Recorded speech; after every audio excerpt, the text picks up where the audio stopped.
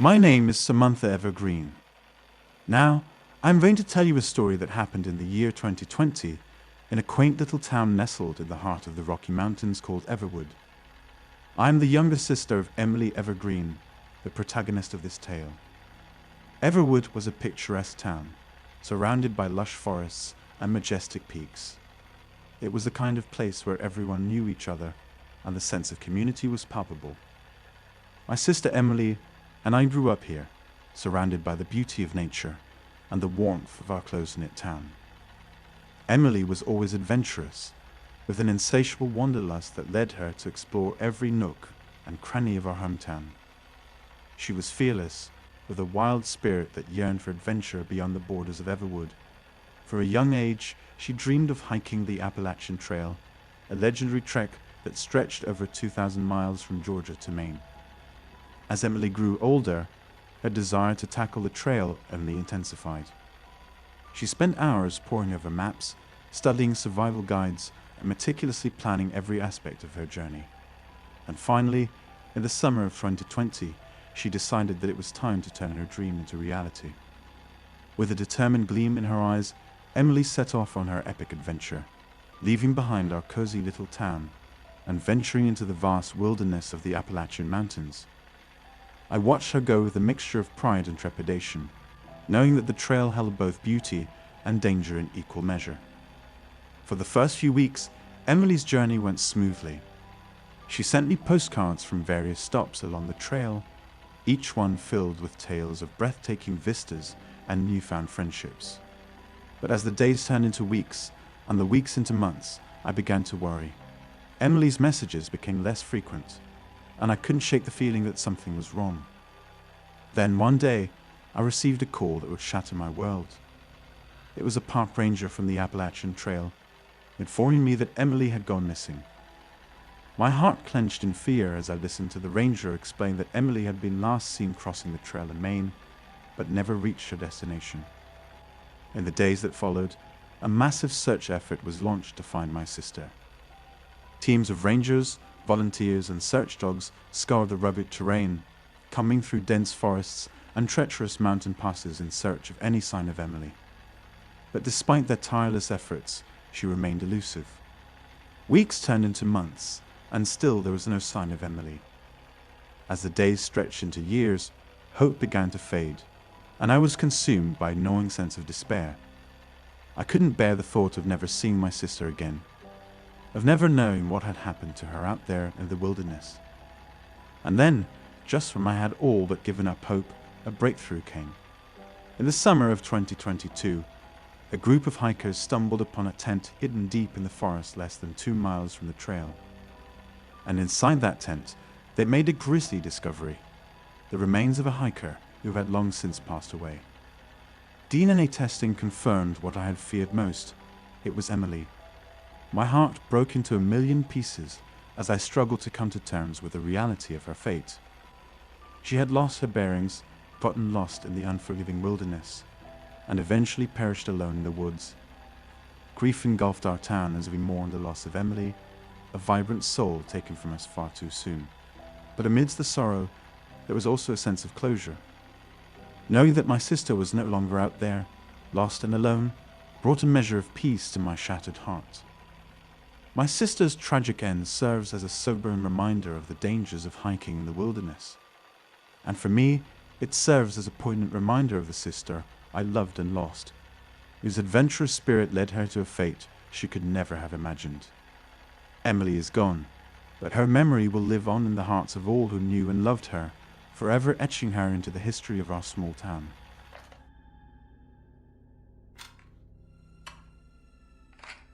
My name is Emily, and I'm going to tell you a story that happened in the summer of 2013, in a quaint little town nestled in the valleys of the Blue Ridge Mountains. I'm part of a close-knit group of friends, all teenagers looking for adventure in the midst of our lazy summer days. Our town was surrounded by lush forests, and there was one particular grove that always piqued our curiosity, the Whispering Grove. Legend had it that the grove was haunted, but being the bold and adventurous bunch we were, we decided to put that to the test. So one warm summer evening, armed with camping gear and a sense of excitement, we ventured into the woods to camp near the Whispering Grove. The air was thick with anticipation as we set up our tents and built a crackling campfire. As darkness enveloped the forest, the trees seemed to lean closer, whispering secrets that we couldn't quite decipher. We laughed nervously, dismissing the eerie feeling that settled over us. But then, as the night deepened, we heard it. A faint whisper that seemed to emanate from the heart of the grove. It sent shivers down our spines, and suddenly the legends didn't seem so far-fetched. We exchanged uneasy glances, the fire casting dancing shadows across our faces. Morning came, but it brought with it a chilling realization. One of our friends, Alex, was missing. Panic surged through us as we searched frantically, calling out his name into the dense undergrowth. But there was no sign of him, no trace left behind to indicate where he might have gone. Fear gripped our hearts as we realized the truth. The Whispering Grove had claimed one of our own. We stumbled back to town, our minds racing with questions and dread. How could this have happened? What unseen force lurked within those ancient trees? Rumors spread like wildfire through the town, painting the Whispering Grove as a cursed place where lost souls wandered for eternity. But we refused to believe it. Alex was out there somewhere, and we were determined to find him. Days turned into weeks as we scoured every inch of the forest, refusing to give up hope. But as time passed, it became harder to hold onto that hope. The forest seemed to swallow our cries for help, leaving us feeling helpless and alone. Then, just when we were on the brink of despair, a breakthrough, a hiker stumbled upon a tattered backpack deep within the Whispering Grove. It belonged to Alex. Excitement surged through us as we followed the trail, hope rekindled in our hearts. But what we found at the end of the trail again shattered our hopes. A small clearing with a blue tent, just like Alex's, lying nailed to the ground, scattered with various things, as if he had fought with someone. But when the police arrived, as we later learned, they found no traces of a struggle, as if he had simply vanished into thin air, leaving behind only a few of his belongings. As the years passed, the memory of that fateful summer faded into legend, whispered about in hushed tones by those who dared to venture near the Whispering Grove. But for us, the pain of losing a friend never faded. We never stopped searching, clinging to the hope that one day we would find him and bring him home.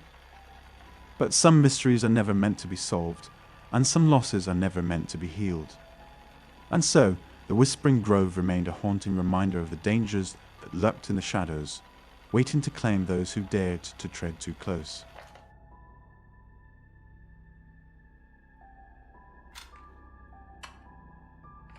This story happened to me in 2008. Then I often went with friends on various trips and similar outings. But if everything was as usual, I would not have shared this story on the internet. We'd been camping like we had several times before in these woods. But this time something was off. We'd heard strange noises in the distance, like a howling, that didn't sound like any animal that we could recognize. We brushed these off as wolves in the distance. They sounded quite far away, but we pitched our campsite a few miles in the opposite direction just to be safe. When the tents were all set up, we set about our usual activities, drinking, talking, and telling ghost stories. We took turns telling the scariest stories that we could think of. But on this night, the tales seemed closer to reality than ever before. We all seemed on edge, and a general sense of unease settled over us. No longer feeling the same buzz and enjoyment that we normally do, we decided to get some sleep ready to hike further into the woods tomorrow. I was wrenched from my slumber with a start. The sounds of screaming and howling, much closer now than before, were suffocating. Struggling with my sleeping bag, I flung back the cover of my tent to see my friends fleeing away from our campsite in a frenzy, leaving me here in the dark.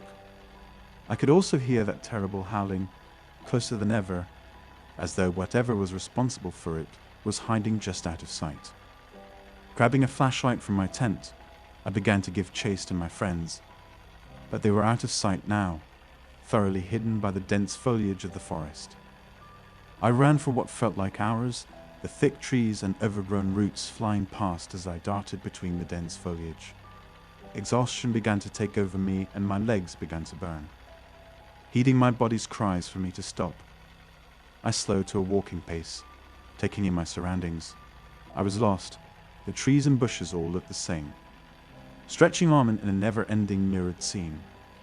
There was no sign of my friends or the path that they had created in their frantic fleeing. I was alone. I walked deeper into the heart of the forest, my flashlight casting feeble beams of light that barely pierced the inky blackness. Every rustling leaf and distant hoot of an owl sent shivers down my spine. I was aware of exactly how vulnerable I was, and I couldn't shake the feeling that I was being watched.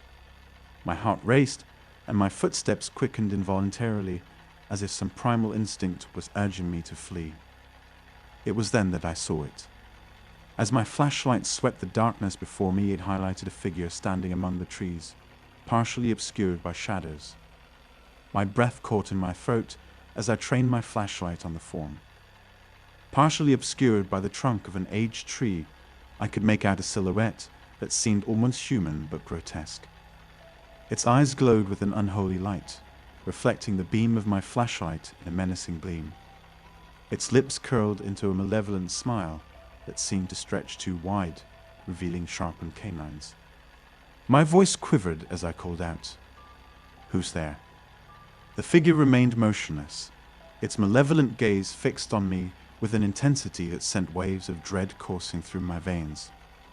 I took a cautious step back, my fingers trembling around the flashlight's grip. The wind carried a whisper, a voice that seemed to emanate from the very trees themselves. "Come closer," it beckoned, its voice a distorted blend of human and something far more sinister.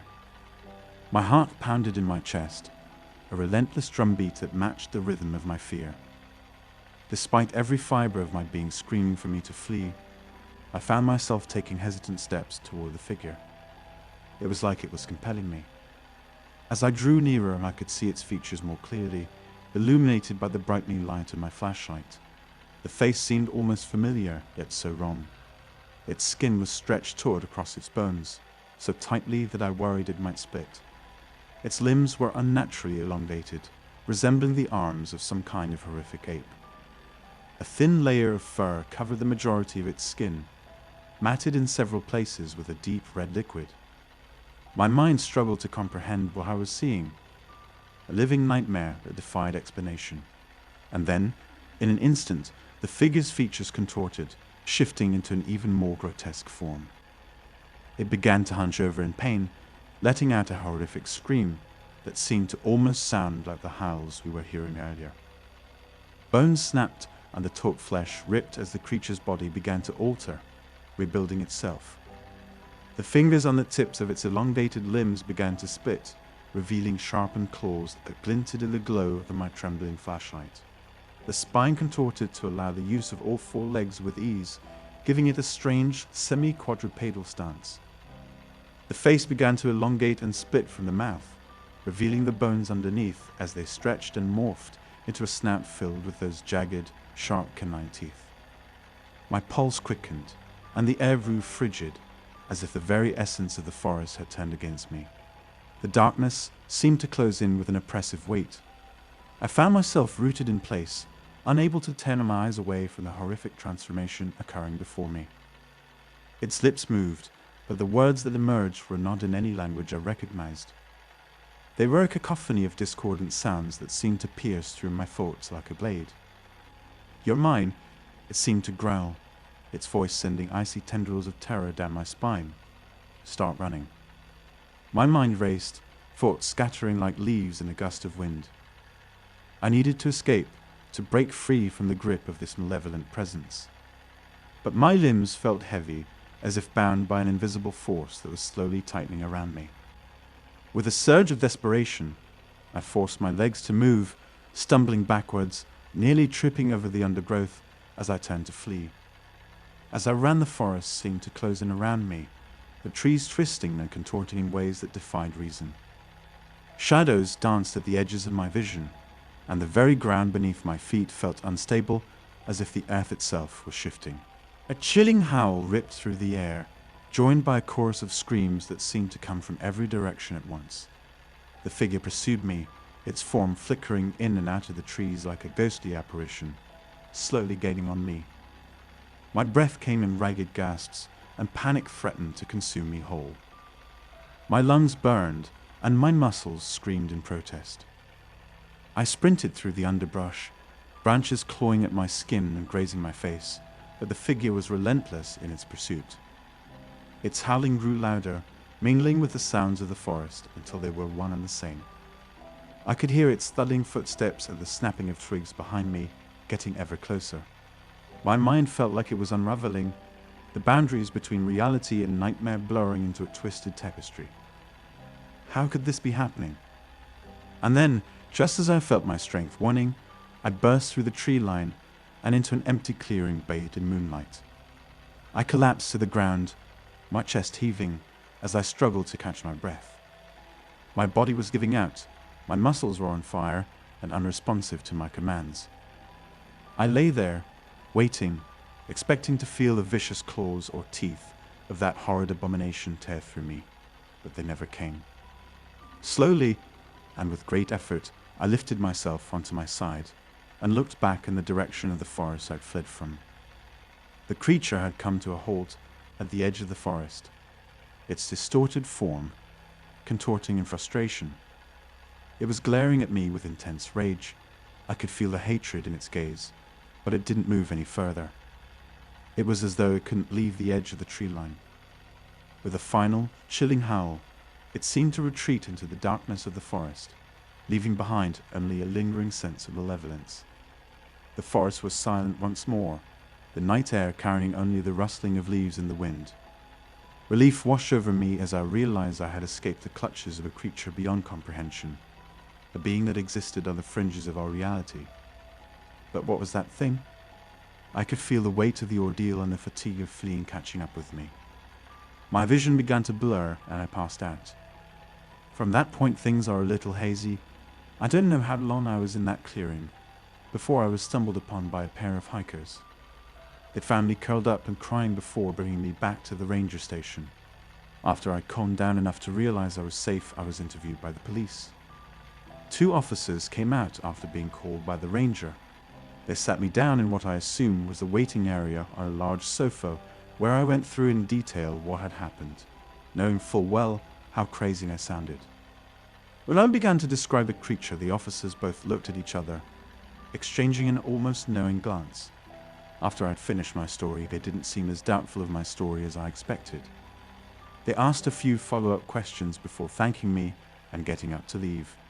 Just as they were turning to leave, a sudden moment of clarity shot through me, and I proceeded to ask about my friends, if anyone had seen them or heard anything from them after they fled. "There's been no reports of anyone else in those woods," was all the officers could say. My heart sank. Although they'd abandoned me, I still cared about them. No one had seen or heard from my friends, not even the rangers. The police sent out a search party to the location I gave them for the campsite, but all they could find was the tattered remains of our tents, as though a wild animal had torn through them. It wasn't until I overheard the rangers and the officers talking that another chill ran through me. It was only a small sentence, but it horrified me nonetheless. "That's the 3rd one of these in as many months. We'd best find something else before the next full moon."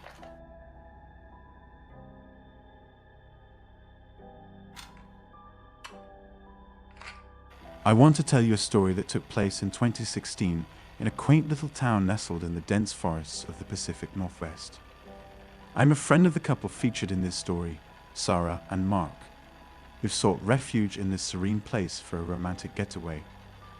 I don't want to say the actual name of the place, so I'll call it Whispering Oaks. Whispering Oaks was the epitome of tranquility, with its towering pines casting dappled shadows on the forest floor and the gentle rustle of leaves in the breeze creating a soothing melody. It was the perfect escape from the hustle and bustle of city life, a place where one could reconnect with nature and each other. Sarah and Mark arrived in Whispering Oaks with hearts full of anticipation, eager to immerse themselves in the beauty of the surroundings and bask in the bliss of their love. They pitched their tent in a secluded clearing, surrounded by a carpet of lush ferns and wildflowers, feeling like they were the only 2 souls in the world. For the first few days, their getaway was everything they had hoped for. They spent their time hiking through the forest, picnicking by crystal clear streams, and cuddling under the stars by the crackling campfire. Each moment felt like a precious memory in the making, and their bond grew stronger with every passing day.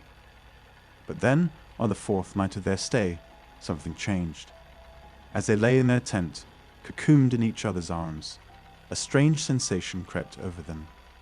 It started with a soft whisper, barely audible over the gentle rustle of leaves outside. At first, they dismissed it as a trick of the wind, but then it came again, closer this time, sending shivers down their spines. Mark brushed it off as their imagination running wild in the darkness, but Sarah couldn't shake the feeling of unease that settled in the pit of her stomach. She couldn't help but feel like they were being watched, like there was someone, or something, lurking just beyond the edge of their campsite. As the night wore on, the whispers grew louder, more insistent, as if taunting them from the shadows. Sarah and Mark huddled closer together, their hearts pounding in their chests as they tried to rationalize the eerie phenomenon. But deep down, they both knew that something was terribly wrong. The following days brought more of the same. Each night, the whispers grew louder, the shadows darker, until Sarah and Mark were consumed by a suffocating sense of dread. They tried to convince themselves that it was just their minds playing tricks on them, that there was a rational explanation for the eerie occurrences, but the fear gnawed at them like a relentless predator. Desperate for answers, they confided in the locals, hoping that they could shed some light on the mysterious happenings. The townsfolk only exchanged nervous glances and murmured cryptic warnings, leaving Sarah and Mark more confused and frightened than ever. With each passing night, the whispers grew more menacing, the shadows more sinister, until Sarah and Mark could bear it no longer. They made the decision to abandon their campsite and flee into the safety of the town, hoping to escape whatever malevolent force was stalking them in the darkness. But as they ventured deeper into the forest, they realized that their escape was not as simple as they had hoped. The trees seemed to shift and sway, their once familiar paths twisting and turning in on themselves, leading them further into the heart of the forest instead of away from it. Panic gripped Sarah and Mark as they stumbled through the labyrinth of trees, their senses dulled by fear and exhaustion. The whispers grew louder, more taunting, as if mocking their futile attempts to escape. And then, just as they reached the brink of despair, they saw it. A dark figure looming in the shadows, its eyes gleaming with malice as it closed in on them with predatory intent. With nowhere left to run, Sarah and Mark braced themselves for the inevitable confrontation, their hearts heavy with resignation. They knew that they were no match for whatever ancient evil lurked in the depths of the forest. And as the darkness swallowed them whole, they whispered their final prayers into the void, hoping against hope that someone would find them before it was too late. But when search parties combed the area in the days that followed, they found only empty tent cities and an eerie silence. A chilling reminder of the dangers that lurked in the depths of Whispering Oaks. Sarah and Mark were never seen again, their fate forever entwined with the dark secrets of the forest, their voices lost to the whispers that echoed among the trees.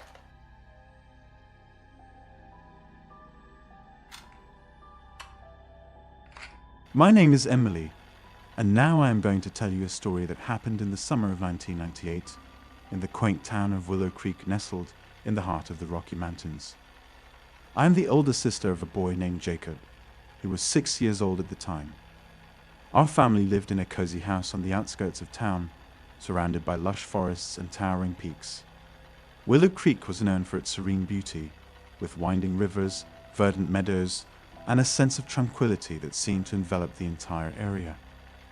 Our house was a modest yet welcoming abode, adorned with colorful flower beds and a front porch where we would spend lazy afternoons reading books or playing games.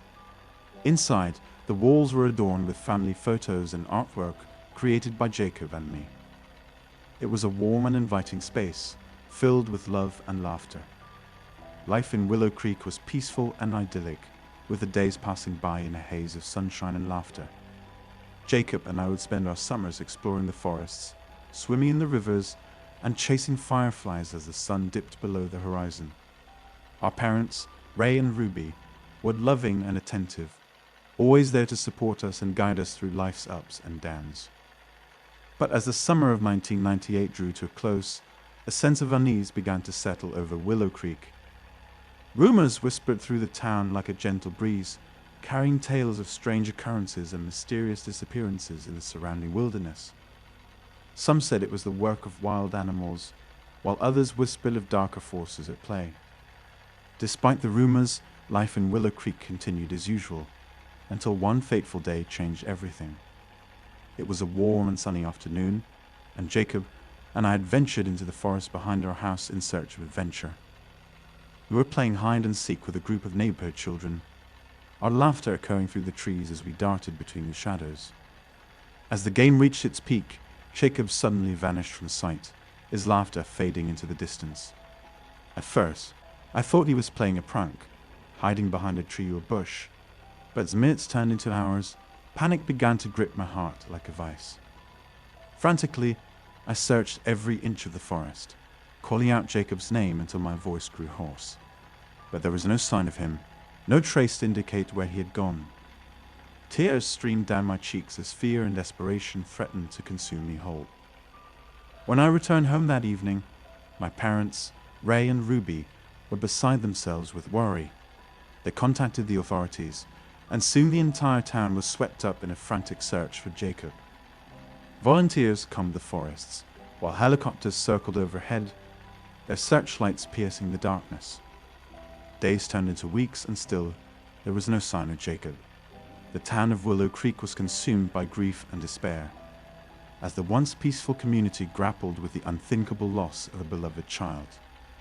The whispers grew louder, fueled by fear and uncertainty, as theories abounded about what had happened to Jacob. But despite the best efforts of the search teams and the unwavering support of the community, Jacob remained missing, his fate shrouded in mystery. As the years passed, the pain of his disappearance never faded, a constant reminder of the fragility of life and the darkness that lurked just beyond the safety of our doorstep. To this day, the disappearance of Jacob Martin remains one of the most baffling unsolved cases in the history of Willow Creek, a haunting reminder of the dangers that lurk in the shadows of even the most peaceful of places. And though time may march on, the memory of Jacob lives on in the hearts of those who loved him, a beacon of light in the darkness that threatens to consume us all.